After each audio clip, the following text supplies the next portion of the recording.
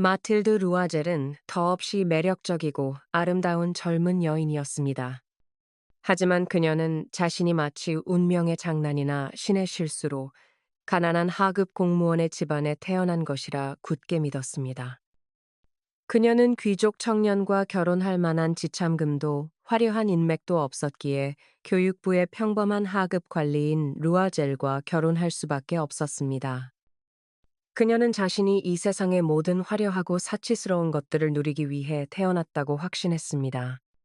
그래서 현실의 초라함을 견딜 수가 없었습니다. 그녀는 낡고 허름한 아파트, 달아빠진 의자, 지저분한 벽지를 볼 때마다 끝없는 절망과 분노를 느꼈습니다. 그녀의 유일한 행복은 상상 속의 삶이었습니다. 그녀는 동양의 휘황찬란한 테피스트리가 걸린 고요한 응접실, 값비싼 도자기로 장식된 선반, 그리고 유명 인사들과 재치 있는 대화를 나누는 자신을 상상했습니다.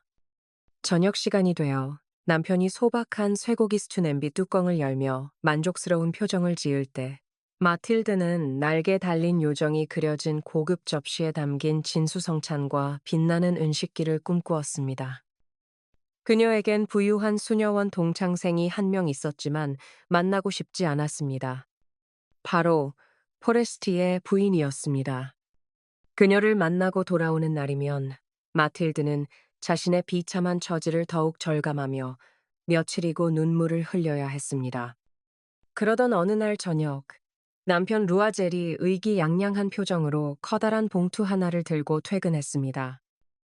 그는 아내에게 엄청난 선물을 가져왔다며 봉투를 건넸습니다.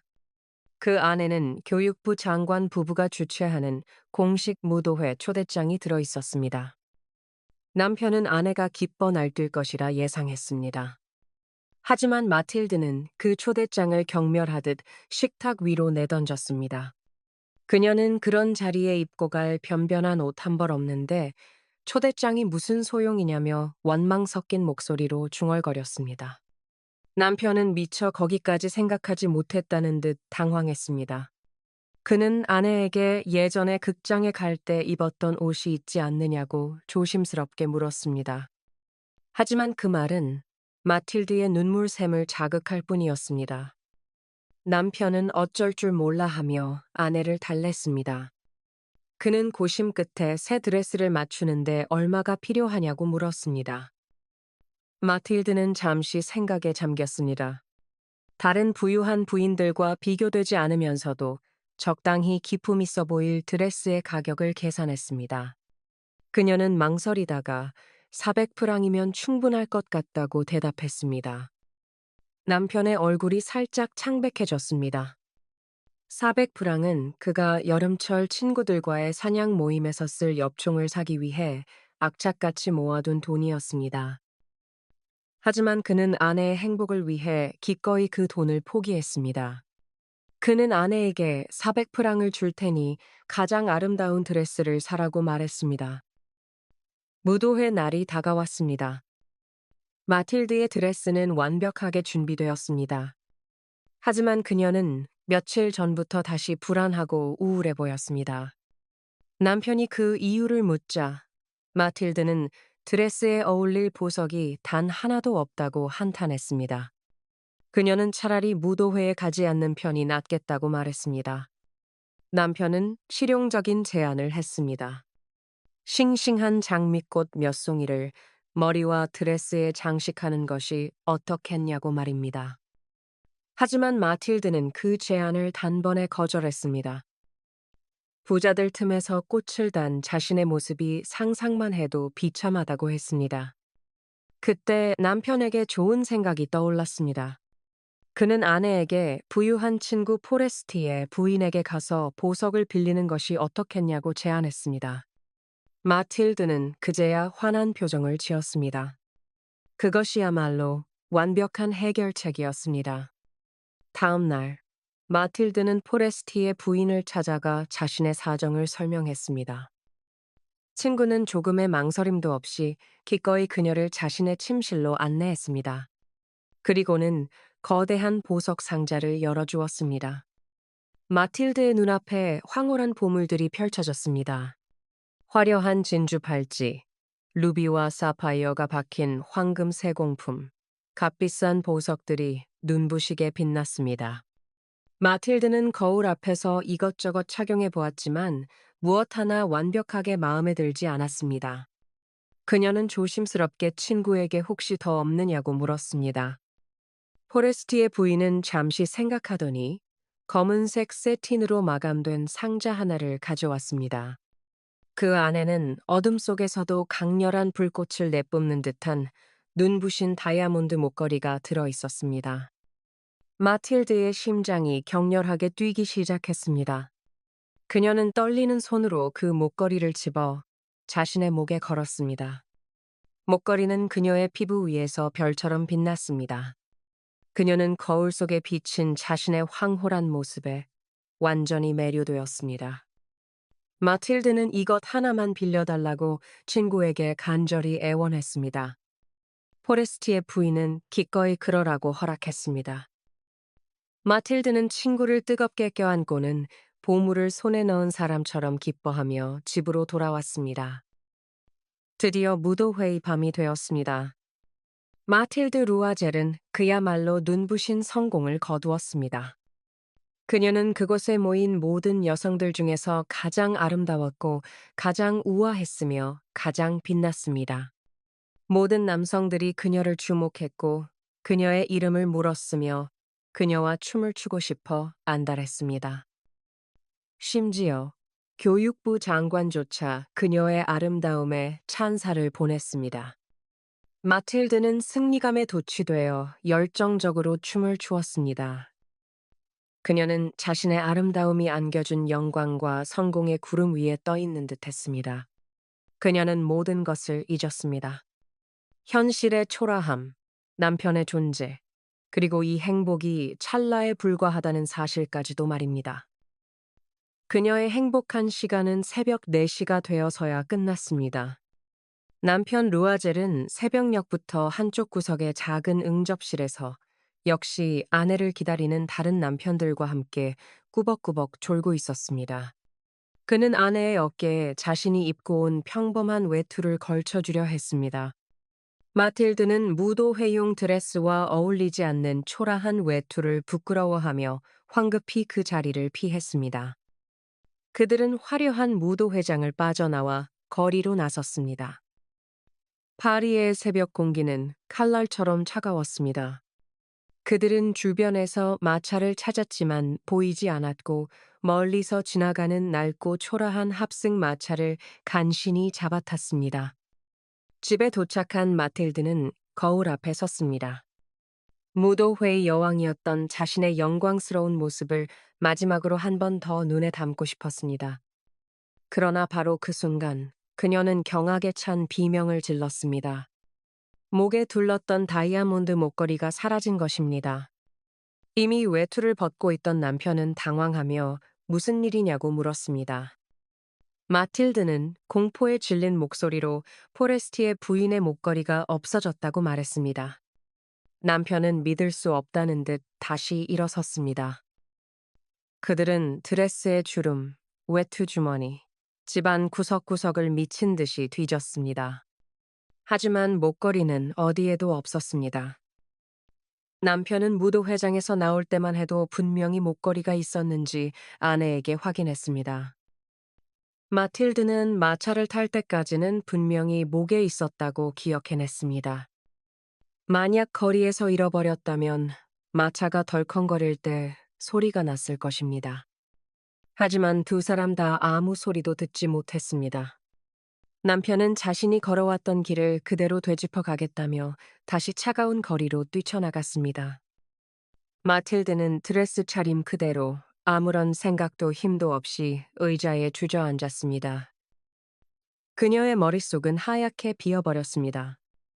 남편은 아침 7시가 다 되어 빈손으로 돌아왔습니다. 그는 몽유병 환자처럼 창백한 얼굴이었습니다. 그는 경찰서에도 가고 신문사에도 광고를 냈으며 모든 마차 회사를 수소문했지만 아무런 성과도 없었습니다. 남편은 아내에게 친구에게 편지를 쓰라고 지시했습니다. 목걸이에 잠금쇠가 부러져서 수리점에 맡겼으니 며칠만 기다려달라고 말입니다. 마틸드는 남편이 시키는 대로 편지를 썼습니다. 그렇게 그들은 절망 속에서 시간을 벌었습니다. 일주일이 지났지만 목걸이는 나타나지 않았습니다. 그들은 모든 희망을 버리고 목걸이를 똑같은 것으로 사서 돌려주기로 끔찍한 결정을 내렸습니다. 그들은 잃어버린 목걸이의 빈 상자를 들고 그것을 팔았던 보석상을 찾아다녔습니다. 마침내 팔레루아얄의 한 보석상에서 그들이 찾던 것과 완벽하게 똑같은 다이아몬드 목걸이를 발견했습니다. 그것의 가격은 4만 프랑이었습니다. 그들은 사정사정하여 3만 6천 프랑까지 가격을 깎을 수 있었습니다. 그들에겐 남편이 아버지에게 물려받은 유산 1만 8천 프랑이 전부였습니다. 나머지 1만 8천 프랑은 고스란히 빚을 내야 했습니다. 남편은 자신의 남은 인생을 통째로 저당 잡혔습니다. 그는 여기저기서 1,000프랑, 500프랑씩 닥치는 대로 돈을 빌렸습니다. 고리대금업자에게 온갖 채권자들에게 터무니없는 이자를 약속하며 손을 벌렸습니다. 마침내 3만 6천 프랑을 마련한 그는 보석상에서 목걸이를 샀습니다. 마틸드는 목걸이를 친구에게 돌려주었습니다. 포레스티의 부인은 상자를 열어보지도 않았습니다.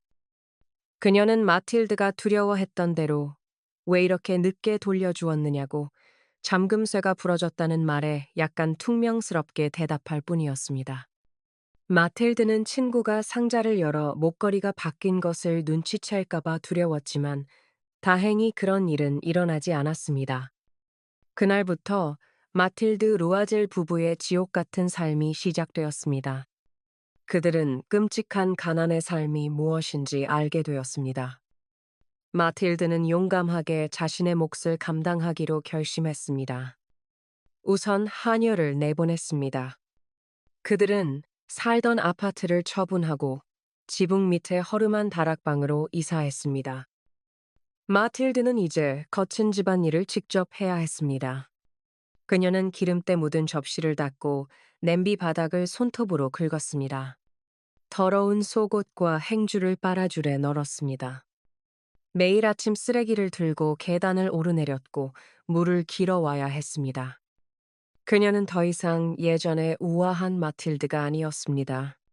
붉고 거칠어진 손으로 시장에 나가 푸릇간 주인이나 과일 장수, 채소 장수와 한 푼이라도 아끼기 위해 악을 쓰며 싸웠습니다. 남편 역시 비참하기는 마찬가지였습니다. 그는 저녁마다 상점의 장부를 정리하는 부업을 했고 밤이 깊어지면 페이지당 오수라는 헐값의 문서를 베껴 쓰는 일도 마다하지 않았습니다. 이 지옥 같은 삶은 10년 동안 쉴 새 없이 계속되었습니다. 10년 후, 그들은 마침내 모든 빚을 갚았습니다. 복리로 불어난 무시무시한 이자까지 남김없이 전부 말입니다. 10년의 세월은 마틸드를 완전히 다른 사람으로 만들어 놓았습니다. 그녀는 이제 가난한 집안의 거칠고 억척스러운 여인이 되었습니다. 머리는 빗지 않아 헝클어졌고 치마는 비뚤어졌으며 목소리는 쉬어 있었습니다. 그녀는 물걸레로 방바닥을 닦으며 가끔 무도회의 그 밤을 떠올렸습니다. 그 목걸이를 잃어버리지 않았다면 그녀의 삶은 어떻게 되었을까 상상하곤 했습니다. 어느 일요일, 마틸드는 그간의 고생을 잠시 잊으려 샹젤리제 거리로 산책을 나갔습니다. 그때 한 아이의 손을 잡고 걸어오는 아름다운 여인을 보았습니다. 그녀는 바로 포레스티의 부인이었습니다. 그녀는 여전히 젊고 여전히 아름다웠으며 여전히 매력적이었습니다. 마틸드는 가슴이 뛰는 것을 느꼈습니다.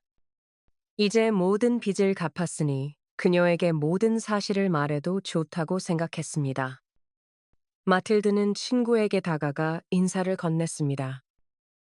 하지만 포레스티의 부인은 이토록 초라한 행색의 여인이 자신을 친근하게 부르는 것에 놀라며 그녀를 알아보지 못했습니다.